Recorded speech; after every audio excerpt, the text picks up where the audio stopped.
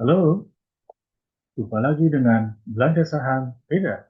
Bersama saya Usman Hidayat. Assalamualaikum warahmatullahi wabarakatuh. Bapak-bapak, ibu-ibu, teman-teman sekalian yang saya hormati, baik-baik semua ya. Pertama, saya ingin menyampaikan bahwa mungkin mulai Senin besok saya akan efektif mengubah nama akun YouTube saya menjadi Saham Store Analitik ya.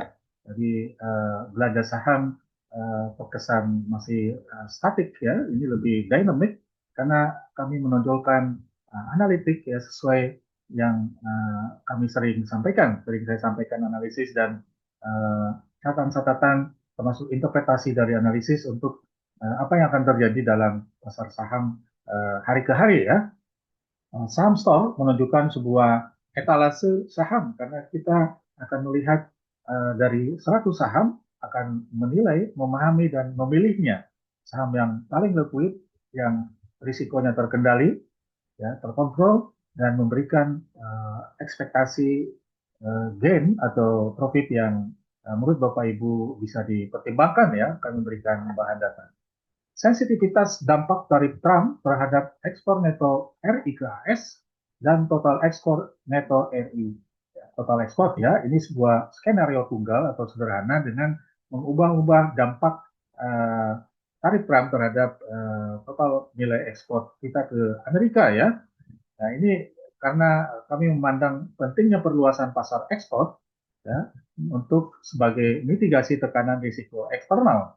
Ini sebuah rubrik senggang Bapak Ibu yang sewaktu-waktu bisa saya tayangkan ya. Kali ini tanggal 13 Juli 2025 karena banyak ulasan di media tentang dampak tarif Trump itu relatif bisa terkendali ya. Mari kita lihat angkanya ya, analisisnya. Ini pendapat pribadi ya, sebagai tanggapan atau analisis terhadap data ekspor import yang kami peroleh dari data publik dari kanal atau lamannya Bank Indonesia ya. Nah, bicara tentang ekspor impor, tentu kita harus berangkat dari neraca pembayaran ya.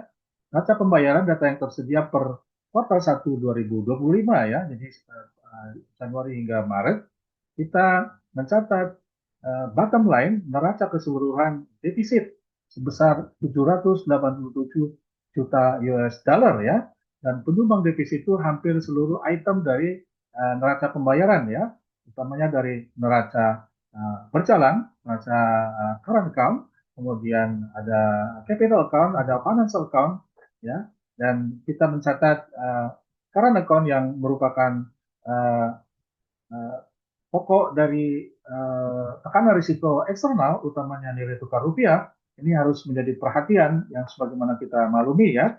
Kalau kita lihat dari waktu ke waktu, ini current account kita masih mencatat defisit, hingga kuartal 2 2023 kita flashback ke belakang ya.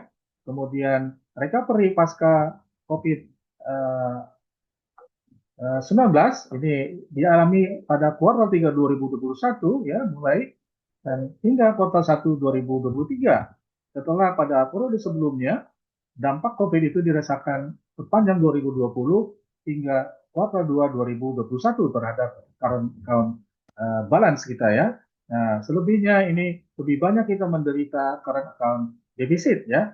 Oleh karena itu tidak mengherankan kinerja rupiah sangat volatile dan dengan kecenderungan melemah dari hari ke hari. Hari ini sekitar 16.200 rupiah per US dollar ya, dan rasanya kita tidak bisa berharap terlalu besar bagaimana stabilitas ataupun apresiasi rupiah dalam jangka pendek ya, karena pasti Bank Indonesia pun berusaha untuk melakukan intervensi di samping mengendalikan kebijakan moneter, utamanya suku bunga ya, BI rate.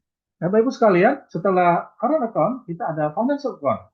Financial account kita defisitnya lebih besar, 331 juta dolar, yang menandakan ada capital inflow yang lebih besar ya, yang terjadi sepanjang kuartal 1 2025.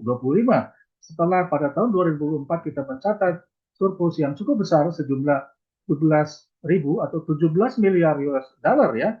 Kemudian bottom line-nya hingga 7 miliar US dollar ya. Nah, hal-hal seperti ini tentu saja kita akan sangat aware terhadap eh, eh, topik-topik atau pembicaraan yang mempengaruhi neraca pembayaran keseluruhan, utamanya transaksi berjalan ya. Di transaksi berjalan itu kalau di corporate finance mungkin bisa dengan cara berpikir itu current asset atau mungkin operating cash flow ya. Jadi suatu yang uh, jangka pendek yang suatu waktu bisa berubah akibat lalu lintas transaksi incoming dan outgoing pembayaran kita ke luar negeri dan luar negeri atau asing masuk incoming remittance transfer ke dalam negeri ya. Nah, ini isi current account kita ya yang penyumbang terbesar dari current account kita ya yang defisit pada kuartal 1 2025 tampaknya adalah dari barang dan jasa masih surplus dan uh, yang kalau di breakdown ya dari barang ini masih surplus, maaf ya, dan ekspor jasa-jasa masih defisit ya, dan kemudian pendapatan primer kita defisit, pendapatan sekunder kita surplus. Jadi kalau kita perhatikan pendapatan primer ini menyangkut transfer pricing, investasi asing di dalam negeri melakukan remittance transfer terhadap keuntungan jangka pendek atau saldo balance di perbankan nasional ke luar negeri. Nah, artinya ini pendapatan primer menekan current account kita dari waktu ke waktu ya. Ini yang menimbulkan tantangan tersendiri bagi otoritas moneter dalam hal ini termasuk otoritas perbankan OJK bagaimana mengendalikan lalu lintas devisa ya. Kemudian yang kedua adalah neraca jasa ya. Defisitnya cukup besar. Ini menandakan masih banyak di antara kita yang menggunakan jasa-jasa yang uh, yang menimbulkan outflow ya, menimbulkan capital outflow ya, atau pembayaran-pembayaran seperti kita bepergian, traveling ke luar negeri menggunakan jasa rumah sakit, termasuk menggunakan jasa transportasi ya, termasuk ekspor impor ada di dalamnya. Jadi kita masih tertinggal dibanding luar negeri dalam menyediakan fasilitas logistik khususnya dalam transportasi ekspor impor. Yang bagus adalah dari pendapatan sekunder. Ini isinya kurang lebih adalah pendapatan atau incoming transfer dari tenaga kerja kita yang bekerja di luar negeri ya, termasuk tenaga kerja migran kita ya, kita harus hargai karena dia sering disebut pahlawan devisa karena memang sebagai stabilizer terhadap current account kita meskipun kinerja secara keseluruhan current account kita masih berisiko dalam mengendalikan risiko eksternal utamanya nilai tukar rupiah ya. Kemudian ekspor kita ya dari sisi ekspor ya ekspor kita ke Amerika sejumlah 2 juta atau 2 miliar US dollar per April ya. Ini update datanya bulanan ya seperti kita ikuti dalam rilis BPS tiap bulan. Sekarang tiap awal bulan ya atau pertengahan bulan beberapa bulan yang lalu. Ini menyumbang sekitar 10% dari total ekspor kita per April. Sementara yang paling besar kontribusinya adalah ekspor kita ke Asia dan Timur Tengah hingga 71% ya. Dan di dalamnya ada ASEAN 22,59% dan China 24,44%. Tampak yang sering kita dengar rilis dari pemerintah bahwa China menyumbang pangsa ekspor paling besar, mengalahkan 9 negara anggota ASEAN atau seluruh negara ASEAN, ya, yang hanya 22,59% kontribusinya, sementara China 24,44%. Kemudian Eropa 10,31% ya. Jadi itu beberapa pangsa pasar kita yang menyumbang nilai ekspor ya, nilai ekspor ya. Ya, per April sejumlah 20 miliar US dollar ya. Bagaimana halnya dengan impor? Nah, impor ke Amerika kita atau impor dari Amerika kita sebesar 1 juta atau ya 1 miliar US dollar ya ini dalam dalam juta dolar 1 miliar dolar atau memiliki kontribusi 5,39%, sementara ke Asia dan Timur Tengah 79,74% ya, dan di dalamnya ada ASEAN 21,27% dan China 36,35%. Dengan demikian ya, itu impornya 11,5% ya, 19,5 miliar dolar tampaknya kita masih mencatat uh, surplus ya pada bulan April ya, 1 miliar 22 juta miliar dolar, 20 juta dolar Amerika ya, mohon maaf ya. Saya kadang-kadang terburu-buru karena ini ya durasi ya. Kemudian Bapak Ibu sekalian, kita lihat yang kita ingin skenariokan adalah bagaimana yang terjadi dengan ekspor impor kita ke Amerika ya. Nah, net ekspor kita atau ekspor impor kita ke Amerika per April sejumlah 1 miliar dolar Amerika, sementara ke Asia dan Timur Tengah eh, negatif 880 juta dolar Amerika. Artinya kita berdagang dengan negara Asia dan Timur Tengah pada bulan April mencatatkan defisit. Dan defisit terbesar ternyata diperoleh dari dagang kita ke China. Sepanjang data yang saya saksikan di sini, ya kita saksikan ya. Jadi dalam beberapa periode terakhir ini kita selalu mencatatkan defisit dengan China. Jadi tidak cukup kita mengatakan ekspor terbesar kita ke China, tapi bagaimana kita bisa mencatat ekspor yang lebih besar ketimbang impor. Kita mencatat surplus ya, karena ini memberikan tekanan terhadap neraca transaksi berjalan kita utamanya ya. Nah, bagaimana ketika tarif Trump dikenakan dalam impor barang dari Indonesia, dampaknya terhadap ekspor neto secara ke Amerika maupun secara total ya. Saya udah bikinkan skenario secara sederhana ya dengan uh, menskenariokan perubahan dari import ya Amerika terhadap Indonesia. Ini baseline-nya ya. Kita ambil data dari sebelumnya, total ekspor kita 20,5 miliar dolar, kemudian total impor kita 19,5 miliar dolar, dan ekspor neto atau net ekspor kita 1,022 miliar dolar ya per April. Kalau tarif Trump menimbulkan dampak penurunan ekspor 5%, maka dampaknya akan menurunkan 0,5% penurunan total ekspor.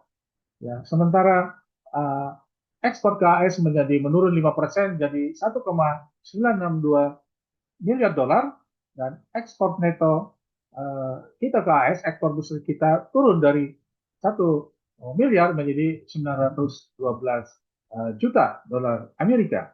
Dan total impor kita tetap ya, ceteris paribus ya, kita utak atik gitu ya, skenario hanya penurunan ekspor Amerika, dan total ekspor neto kita menurun dari 1,022 miliar dolar menjadi hanya 919 juta dolar Amerika ya. So, penurunan ini sebesar 10,10% total ekspor netonya. Ini angka yang cukup signifikan. Jadi meskipun ekspor neto kita masih surplus ya, hingga skenario dampak penurunan ekspor akibat tarif Trump ini hingga 30%, kita masih mencatat surplus 402 juta US dollar. Namun ketika dampak itu menimbulkan penurunan ekspor minus 49%, maka kita zero balance transaksi current account kita balance-nya zero ya. Nah, artinya ini setelah angka 49% akan menimbulkan tekanan terhadap kinerja ekspor impor kita menjadi defisit ya. Defisit menjadi 10 juta US dollar apabila ya, tekanan tarif Trump ini menimbulkan penurunan nilai ekspor kita hingga 50% ya. Selanjutnya bisa diikuti ya, kalau hingga 80% maka defisitnya hingga 630 juta US dollar ya. Di sini urgensinya bahwa di samping kita melakukan negosiasi tarif resiprokal dengan Amerika, dan kita hargai upaya pemerintah dengan cepat merespon sedang berbicara saat ini di Amerika, tapi dari kalangan pemangku kepentingan yang lain hendaknya kita membuka seluas-luasnya pasar ekspor di luar Amerika untuk mengkompensasi dampak keburukan ini ya. Mudah-mudahan upaya itu membuahkan hasil, dan kita berharap segala sesuatunya akan memberikan manfaat besar buat ekonomi kita, khususnya terhadap stabilitas atau surplus neraca pembayaran, surplus, neraca transaksi berjalan. Demikian Bapak Ibu sekalian, kurang lebihnya mohon maaf. Terima kasih telah menonton video saya.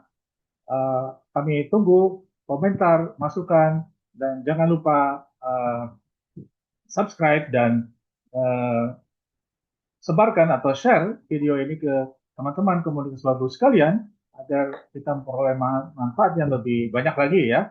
Nanti hari ini malam hari saya upayakan akan tayang video baru juga mengenai pasar saham ya. Kalau tidak mungkin kalau saya ada layangan paling lambat besok pagi ya Bapak Ibu sekalian. Demikian saya tutup. Assalamualaikum warahmatullahi wabarakatuh.